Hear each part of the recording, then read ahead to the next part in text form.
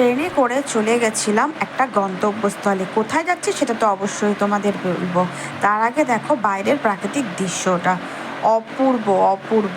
আসলে আমরা শহরের মানুষ না, যখন খুব দম বন্ধ হয়ে যায় তখন এই গাছগাছালি, ক্ষেত, সবুজ ক্ষেত এইসব দেখার জন্যই ট্রেনে চেপে পড়ি। তো আমি এসছি কোথায়, চলো তোমাদেরকে দেখাচ্ছি। দেখো, দেখতে পাচ্ছ? হাবড়াতে বহু বছর পরে, না জানি কত বছর পরে এই স্টেশনটাতে আমি পা রাখলাম।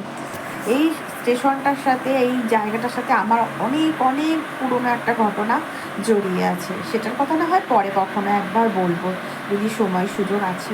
তো তো আমি এসেছিলাম এখানে ফুলপুকুর কালীবাড়িতে। এখানে আমার একটা মানসিক ছিল, যেটা বহু দিনের ছিল, পূরণ করাই হচ্ছিল না। যতবার মুখে নাম এনেছি আসার বাধা পড়েছে, ঠিক আছে কি, তাই জন্যে আজকে আমি একদম নামই উচ্চারণ করিনি। প্রথমে মায়ের দর্শন করিয়ে নিলাম, তারপরে বাবা মহেশ্বরের, তারপরে একে একে এখানে যা যা ঠাকুর আছে সব দর্শন করাবো। এই যে আরেকজন বাবা ভোলেনাথ, হ্যাঁ, কিন্তু ইনার মূর্তিটা একটু অন্যরকম।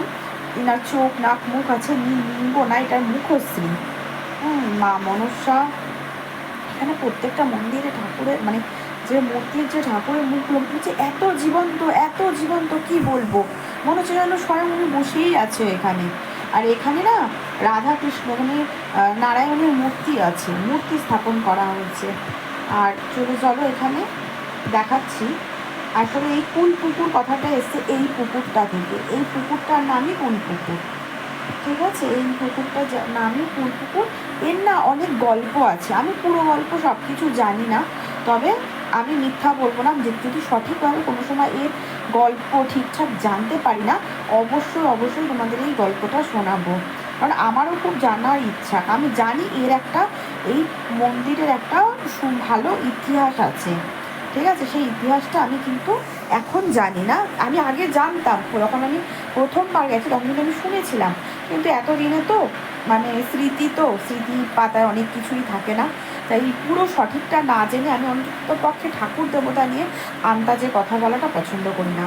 আর হ্যাঁ, এইখানে না দশ মহাবিদ্যা, তাদের কিন্তু প্রত্যেকের ছবি দিয়ে, নাম দিয়ে পুরো একদম মন্দিরের গায়ে লেখা আছে। আর এইটাই এই মন্দিরের আইডেন্টিটি, আমি এই জিনিসটা কখনো ভুলি না।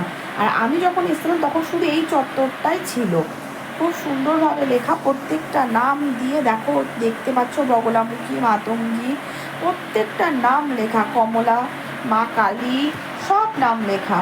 আর এই চত্বরটাই প্রথমে ছিল একদম রাস্তার উপর, মেন যে কুলপুকুরের রাস্তা তার উপরে। তারপরে একটু পেট পুজো না করলেই নয়, ট্রেনে চেপে আবার বাড়িটা। Good night.